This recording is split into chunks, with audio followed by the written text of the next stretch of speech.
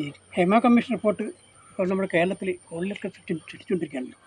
കോഴിക്കോട് വരെ നമ്മുടെ സംസ്കൃതം ഈ 2-3 പേർ ഇതിൽ വന്നിട്ടുണ്ടെന്നാണ് പറയപ്പെടുന്നത്. നമുക്ക് വളരെ വിഷമുണ്ടാക്കുന്ന സംഭവമാണ്. കാരണം നമ്മൾ പ്രിയപ്പെട്ട ആൾക്കാരാണ്. ഒന്ന് ഹരിഹരൻ എന്ന് പറഞ്ഞാൽ നമുക്ക് ഏറ്റവും നല്ല സിനിമാ സംവിധായകനായിട്ട് നമ്മുടെ മനസ്സിൽ ഇടം പിടിച്ച ഒരാളാണ്. മാത്രമല്ല അദ്ദേഹത്തിൻ്റെ ഏറ്റവും നല്ല സിനിമ വടക്കൻ വീരഗാഥ, വടക്കൻ പാട്ടിനെ പറ്റി മലയാളത്തിലുണ്ടായിട്ട് ഏറ്റവും നല്ല സിനിമയാണ്. അത് മാത്രമല്ല അതിലെ എഴുത്തുകാരൻ ജയന്തരൻ അങ്ങനെയുള്ള ആൾക്കാരെ എല്ലാം കൂടി അദ്ദേഹത്തിൻ്റെ ഒരു പാട്ട് നമ്മൾ ടി വിയിൽ ആശാ ശരത്ത് ദൃശ്യാവിഷ്കാരം നടത്തിയിട്ടുണ്ട്. വളരെ ഉഷാറായിരുന്നു അത്. അപ്പം അങ്ങനെയൊക്കെയുള്ള നമുക്ക് പ്രിയപ്പെട്ട ആൾക്കാർക്ക് വരുമ്പോൾ നമുക്ക് വിഷമമുണ്ട്. അതുപോലെ തന്നെ മറ്റൊരു വ്യക്തിയാണ് മാമുക്കോയ. എനിക്ക് തോന്നുന്നത് അന്യരുടെ ഭൂമി എന്ന സിനിമയാണ് ആദ്യമായി അഭിനയിച്ചു. പിന്നെ ഒരുപാട് സിനിമ അയച്ചിട്ട് കോഴിക്കോട് ഭാഷയായിട്ട് നമ്മൾ കേരളം മുഴുവൻ ആൾക്കാർക്ക് ഇഷ്ടപ്പെടുത്തിയ ഒരു കഥാപാത്രമാണ്. അയാൾക്ക് ഇങ്ങനൊരു സംഭവം ഉണ്ടായെന്ന് പറയുന്നത് നമുക്ക് മനോവശമാണ്. പക്ഷേ ഇത്തരം തെറ്റ് ചെയ്തിട്ടുണ്ടെങ്കിൽ നിയമത്തിൻ്റെ വഴിക്ക് പോട്ടെ, അവർ ശിക്ഷ അനുഭവിക്കണമെങ്കിൽ അനുഭവിച്ചോട്ടെ എന്ന് മാത്രമേ പറയാൻ പറ്റുള്ളൂ.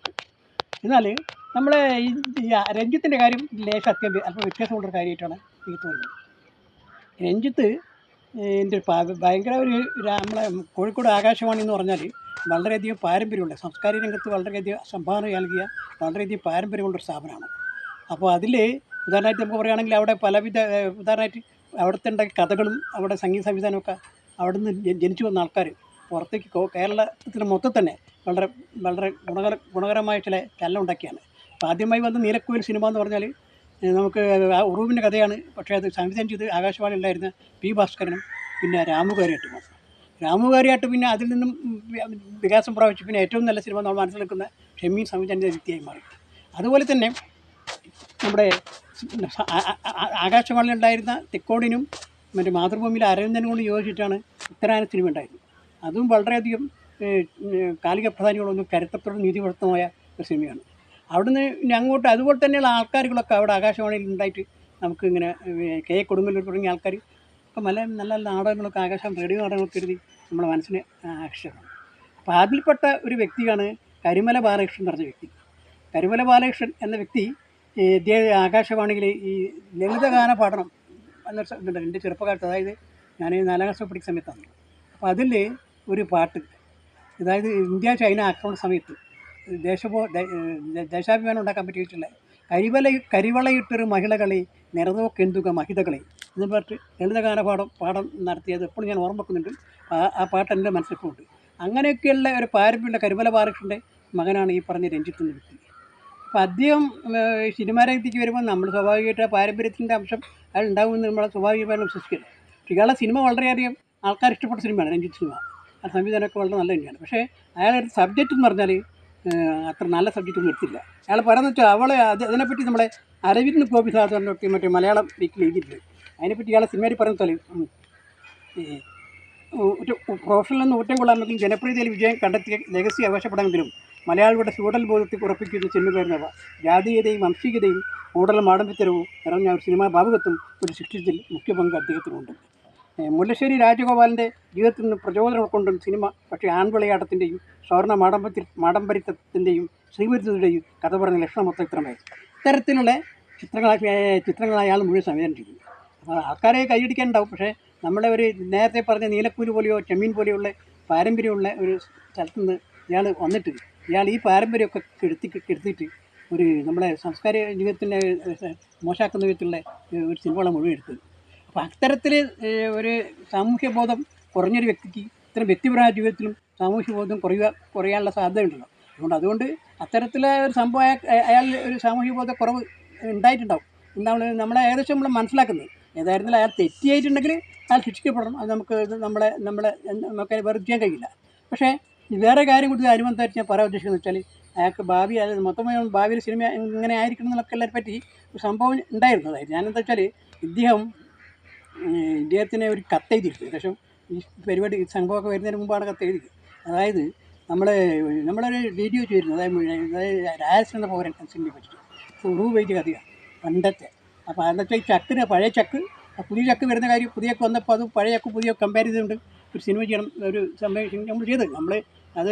ഞങ്ങൾ അങ്ങനെ ഒരു വലിയ സംഭവം ചെയ്യുമ്പോൾ കോഴിക്കോടുകാരൻ അയാൾ അതും സംവിധാനത്തിന് സഹായിച്ചു തന്നാൽ നമുക്ക് നല്ല ഗുണമുണ്ട്. കോഴിക്കോടുകാരനാണല്ലോ അയാൾ ആകാശവാണിൻ്റെ പാരമ്പര്യമൊക്കെ നടത്തിക്കൊണ്ടൊരു സാധനമാണ്. അപ്പോൾ അതിന് എൻ്റെ കത്തെഴുതിയിരുന്നു. ശരി അയാൾ പരിഗണിച്ചില്ല. അതല്ല ഞാൻ അതും കൂടി പറയുന്നത് ഇങ്ങനെയുള്ള നമ്മളെ ഒരു സംഭവത്തോടൊന്നും താല്പര്യമൊന്നുമില്ല. നേരത്തെ അങ്ങനെ പോട്ടെ. പിന്നെ അങ്ങനെ ഇരിക്കെ ഞാൻ ഒന്നൊരു കാര്യം പറയാൻ ചെറിയ സിനിമയെ പറ്റിയിട്ട് കാര്യം പറയുന്നത് വെച്ചാൽ ഞാൻ ഈ അടൂർ ഗോപാലകൃഷ്ണനെ പറ്റി ഇപ്പോൾ അടുത്ത ഈ പാരമ്പര്യപ്പെട്ട വ്യക്തിയാണ് അടൂർ ഗോപാലകൃഷ്ണൻ. അപ്പോൾ അദ്ദേഹത്തെ പറ്റി ഇപ്രാവശ്യത്തെ ഓണപ്പതിപ്പിൽ ഏതൊരു വീക്കിൽ എഴുതിയിട്ടുണ്ട്. അല്ല അദ്ദേഹം പറയുന്ന കാര്യം എന്ന് വെച്ചാൽ ഞാൻ ഒരു മടിയനാണ്, ഗാന്ധിയനായ മടിയനാണ്, ഞാൻ ഈ വാർത്തയിൽ പോയ കാര്യം, അതോടൊപ്പം തന്നെ അയാൾക്ക് അതർ ഷട്ടറിൻ്റെ കാര്യം പറഞ്ഞു. അങ്ങനെ ഒരു സാമൂഹ്യ പ്രതിബദ്ധതയുള്ള വ്യക്തിയാണ് അയാൾ. അങ്ങനെ നല്ല സിനിമകൾ അയാൾ എടുത്തിട്ടുണ്ട്. അതിൽപ്പെട്ട ഒരു സിനിമയാണ് ഈ എലിപ്പത്ത എന്നൊരു സിനിമ. അതെന്ന് വെച്ചാൽ നമ്മളെ ഒരു മടി, അയാളെന്നെ പറഞ്ഞു ഞാനൊരു മടിയാണെന്ന് അയാൾ പറഞ്ഞു. എനിക്കും എൻ്റെ ഭാര്യ എന്നെ പറ്റി പറയാറുണ്ട് ഞാനൊരു മടിയാണ്. അപ്പോൾ അങ്ങനെ മടിയും ഒരു ചലനരഹിതമായ ഇന്ത്യൻ സമൂഹത്തെ ആവിഷ്കരിക്കുന്ന സിനിമയായിരുന്നു എലിപ്പത്തായി. അങ്ങനെ ഒരു സാമൂഹ്യ പ്രതിബദ്ധതയുള്ള. അപ്പോൾ അതിൽ ഈ മടി എന്ന് പറയുന്ന സാധനം ഉണ്ടല്ലോ, അത് ഇന്നത്തെ കാലഘട്ടത്തിൽ കേരളീയന് ഒരു വളരെ പ്രശസ്തമായ മറ്റൊരു കാര്യമാണ്. കാരണം ഇന്നലത്തെ പേപ്പർ ഉണ്ടായിട്ടുണ്ട്, ഈ ഇവിടെ കേരളത്തിൽ തൊഴിലില്ലായ്മ 30%, ഏറ്റവും ഇന്ത്യയിലെ വെച്ച് ഏറ്റവും തൊഴിലില്ലായ്മ സ്ഥലം കേരളമാണ്. അതേസമയം മധ്യപ്രദേശ് 3% ഉള്ളൂ. തൊഴിൽ ഇല്ലാതായി പോകും. അതായത് തൊഴിൽ ഇവിടെ ഇല്ലാതെ കൊണ്ടല്ല, കാരണം ഇവിടെ വൈറ്റ് കോളർ ആൾക്കാർ തൊഴിൽ ചെയ്യാൻ സന്നദ്ധരല്ല എന്നുള്ളതാണ്. അപ്പോൾ അതിന് ശരിക്കും ഒരു സാംസ്കാരികമായ ഒരു പ്രതിവിധി വല്ലതും ഉണ്ടോ എന്ന് എൻ്റെ മനസ്സിൽ പലപ്പോഴും ചോദിച്ചിട്ടുണ്ട്. ഞാൻ അതിൻ്റെ അടിസ്ഥാനത്തിലാണ് ഞാനൊരു പരിപാടി ചെയ്യാൻ ഉദ്ദേശിച്ചിട്ടുണ്ട് പണ്ട് കഴിഞ്ഞ ദിവസത്തിൽ. അതായത് നമ്മുടെ കടൽച്ചാട്ട പരിപാടി, അതായത് നമ്മുടെ ദ്വീപരുടെ ചെയ്യുന്ന കല്യാൺ ദിവസം കടൽച്ചാട്ടലുണ്ട്.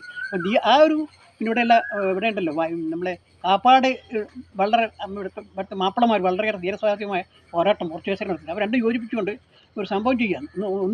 ഒന്ന് നമ്മുടെ മിത്തോളയിൽ നിന്ന് എടുക്കുക, മറ്റൊന്ന് നമ്മുടെ ചരിത്രം എടുക്കുക, എന്നിട്ട് കടൽച്ചാട്ടം ഉഷാറാക്കി നടത്തണമെന്ന് വിചാരിച്ച് ഞാൻ അതിൻ്റെ ഇതാക്കി അവിടെ മാവൂര് ഒരു ഷംസുദ്ദീൻ എന്ന് പറയുന്നത് അയാൾ സ്ഥിരമായിട്ട് അവിടെ മാവൂര് ഒരു പുഴ നീന്തി കിടക്കുക. അയാളും ഒരു 10-50 ആൾക്കാരുണ്ട്. അപ്പോൾ അയാളുടെ അടുത്ത് ഞാൻ പോയി പറഞ്ഞു, ഇങ്ങനെ കടൽച്ചാട്ട പരിപാടി ഞങ്ങൾക്ക് നടത്താൻ ഉദ്ദേശിക്കുന്നുണ്ട്, നിങ്ങൾ വന്നിട്ട് അത് ഒന്ന് പങ്കെടുക്കണമെന്ന് പറഞ്ഞു. അപ്പോൾ അയാൾ അതിന് സപ്പോർട്ടാണ് പറഞ്ഞു, അനുകൂലമായി പറഞ്ഞു. പക്ഷേ എനിക്ക് മുന്നോട്ട് ചെയ്യാൻ പറ്റിയില്ല. കാരണം എനിക്കൊരു അതിനൊരു അനുകൂലമായ വിധത്തിലൊരു ഗ്രൗണ്ട് സപ്പോർട്ട് ഇട്ടില്ലേ. ഞാൻ കോഴിക്കോട് ദേശഭോഷയിലെ സാഹിത്യ സമിതിയുടെ പ്രദീപ് സൂചിപ്പിച്ചിരുന്നു.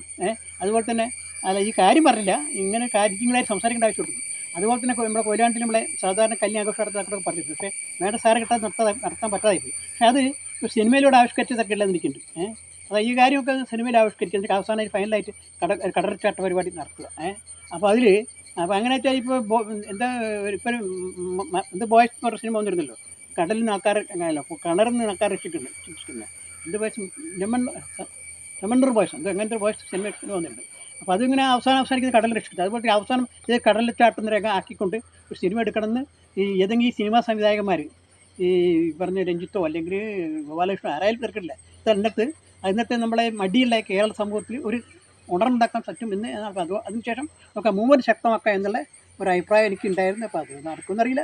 അപ്പോൾ അതൊക്കെ ഇദ്ദേഹത്തിന് ചെയ്യാം. ഇനിയിപ്പോൾ ഭാവി അതുകൊണ്ട് രഞ്ജിത്തിനോട് പറയാനുള്ള കാര്യം വെച്ചാൽ പഴയ എന്തായിക്കോട്ടെ, പുതിയ ഒരു സിനിമയും പുതിയ സംസ്കാരം ഉണ്ടാക്കിയെടുക്കാൻ ഭാവി കാലഘട്ടത്തിൽ അദ്ദേഹം ഇന്ന് ചെയ്യണം എന്ന് പറഞ്ഞുകൊണ്ട് നമ്മൾ പാരമ്പര്യത്തിനും നാട്ടിനും ഗുണകരമായ കാര്യം ചെയ്യണമെന്ന് പറഞ്ഞുകൊണ്ട് ഞാൻ എൻ്റെ വാക്കുകൾ നിർത്തുന്നു.